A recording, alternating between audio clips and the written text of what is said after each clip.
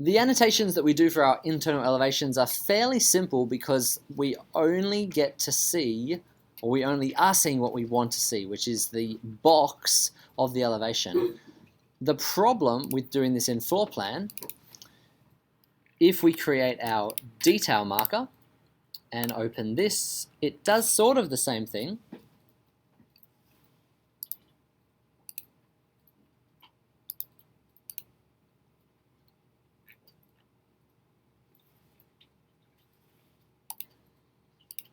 It creates a detailed drawing if we've set this as a source marker. If we haven't created as a source marker, if we've only created as a linked marker, then what we're doing is using the main floor plan to define this view. But if we try to add dimensions around the outside of this, it gets very messy. So how do we see that? The first thing we need to do is remember the layer combination. So when we change to our layer combination for our saved view, it's changing the scale. And so the scale we see now is 1 to 25. Now if we were to add in dimensions, what are we trying to dimension? We're not actually trying to dimension the wall thickness. All that we want to dimension is the fixtures in relationship to the walls. Maybe we might do some interior things like the interior set out of this nib wall or the set out of this glass panel. And we don't want to put it on the normal dimensions layer. We want to put it on a new layer called dimensions detail. We've got a choice whether the dimensions that we place go inside our file or outside of our bathroom area. Generally speaking, we want them to be outside our bathroom area. Now we might dimension our vanity. If it's custom made, we might be dimensioning where it is. We want to change this to our linear dimension. And it's important that we're setting out where this is sitting to. And so in this case, we're talking about the relationship of the tile, not the relationship of the wall structure. And so I might choose to represent that here, because when the plumber is first fixing the position of the set out, they're fixing it out based on set out to frame, not set out to tiles, because the tiles haven't gone in when the plumber is doing the rough-in.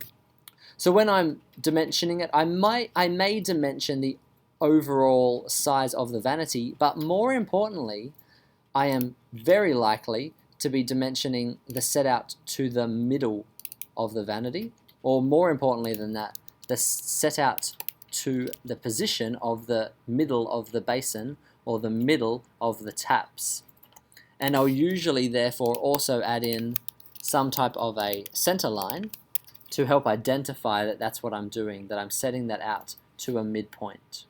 And I'm setting that out to my frame. Now what happens if I end up with a strange number like this? 748. That's partly based on the fact that my object has an odd size. It's not a round number to 10. If I change that to 1500, we see that all of these dimensions automate. The only thing that didn't automate is the position of the line, but that's easy to fix. So the advantage of when we're using the dimension tool, making sure that they're active dimensions, meaning that when we click on it, it gives us a circle, rather than if we're clicking on something and it gives us, let's see if I can do this badly, a square. If I get a square, that means it's not active and it will not update. So I need to make sure that I'm working in such a way that the file will update. So again, in this case, I'll do both. I'll do the tile set out. I can Alt to hover between, toggle between my views.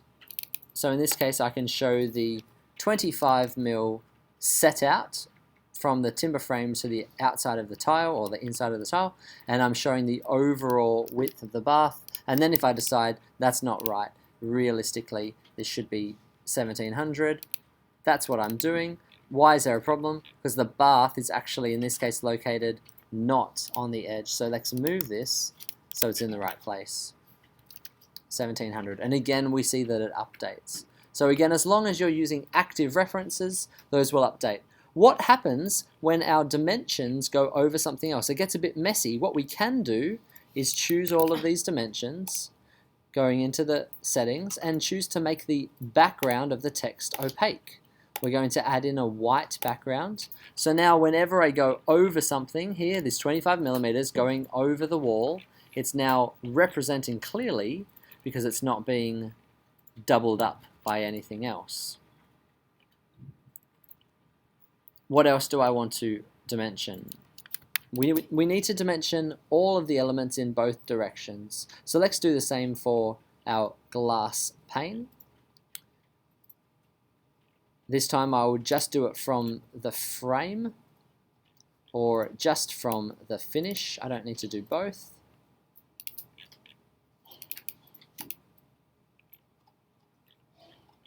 And similarly to my vanity, I also need to make sure that I add in the center point for my bath spout, the center point for my toilet. I definitely don't need to provide a width dimension for my toilet, just defining the set out is sufficient.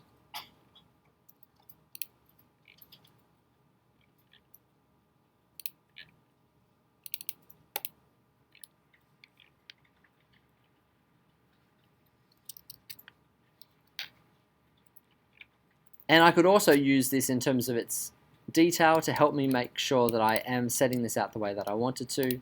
So I can see that the position of this isn't great. Ideally, I'd like that to be 450. So I will offset that another 2 millimeters. And I will offset this wall another 40 millimeters.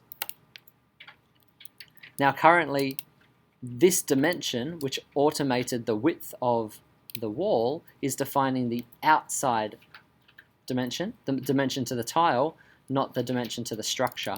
What I can do with this, if I want to, is to select the dimension, and in my dimension details, I can choose to represent outer face, core lines, or reference lines. So I want both in this case.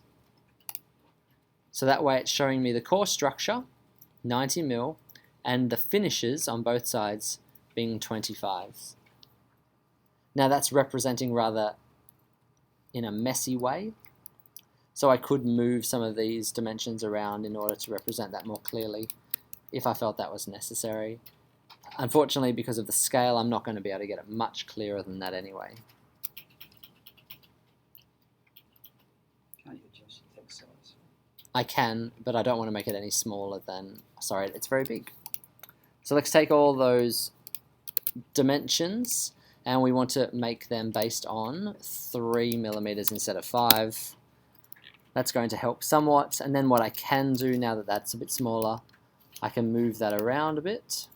And when I move one, that gives space for the other. So that's now a lot cleaner, representing the way that I want. The only thing I'm missing now is my shower rose. So let's add this in as a fixture.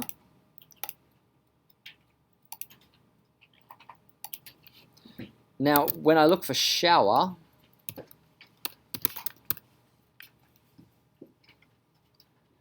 I have a shower kit.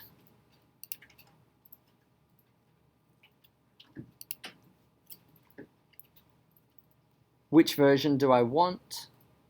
I want to use this one here, style 4.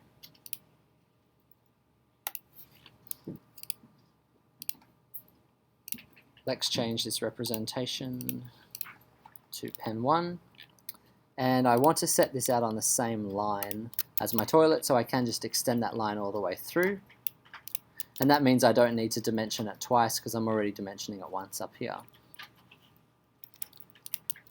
Now I need to decide if I want to view this and what layer I want to view this on. Currently I've put it on the layer called Fixture and Joinery.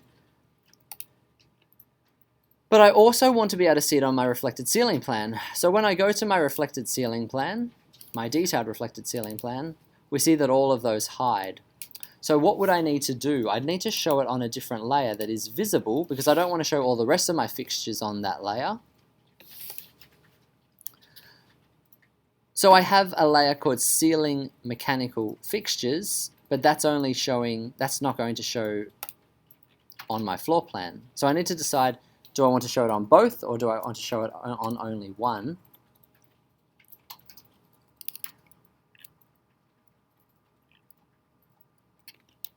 And I might want to, on this one, show the same dimensions, dim, detail.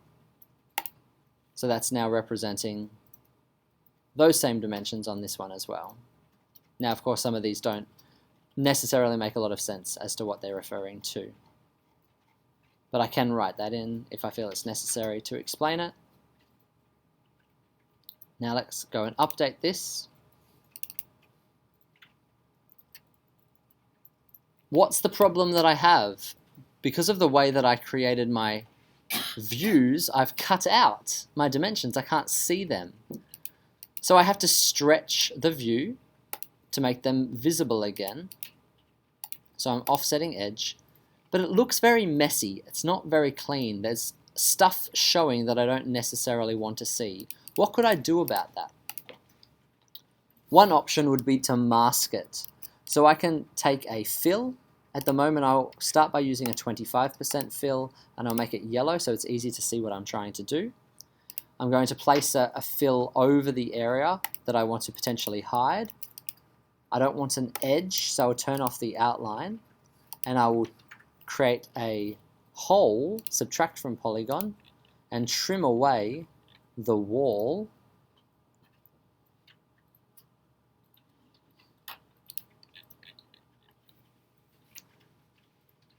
Now what I want to do is make sure all of the dimensions are brought to the front. So I'll select the dimensions, display order, bring to front. Now what I can do with this mask is send it to the back.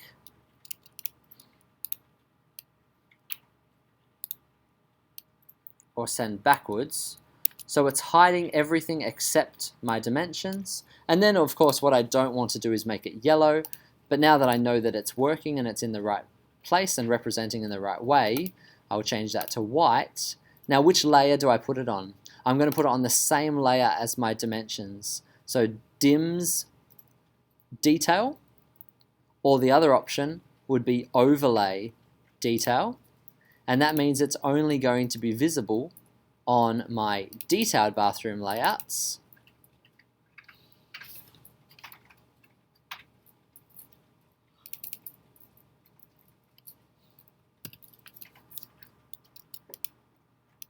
Let's do dims detail.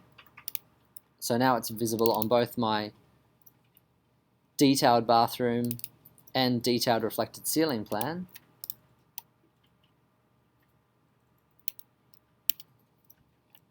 But it's not showing up on my general arrangement plan. So we'll go back into our layout. That will now automatically update. And we can see that these plans are now looking a lot cleaner, a lot clearer, because they're not representing all of the extras. I can see my dimensions, I can see the outline of the walls, but other than that, everything's representing the way that I want it. Now the only thing I need to do is add in my internal elevations to this plan.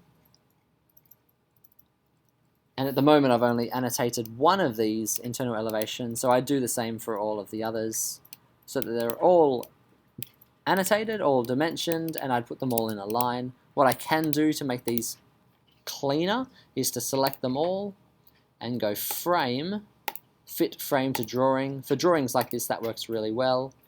We can see that the grid line's turned on, so that's making that a bit messy.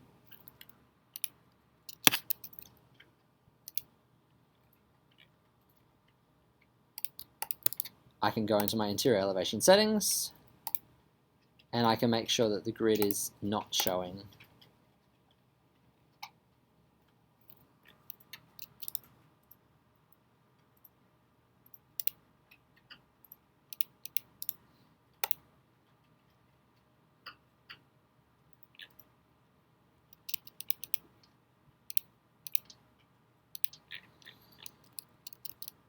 And ideally what I'd like to do is to have them all in a line. So if I could put them all in one line, that would be great. If that's not going to fit, maybe I can put them on 2 lines.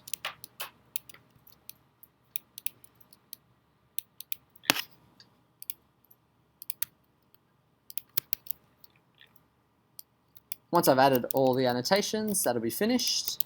And that's effectively what we want our detailed bathroom layout to look like. A detailed floor plan, a detailed reflected ceiling plan, 4 internal elevations, and then next time we're going to have a look at how to add in our electrical and lighting information as an overlay onto these as well, to add some more information and some more information that we're going to add into our reflected ceiling plan.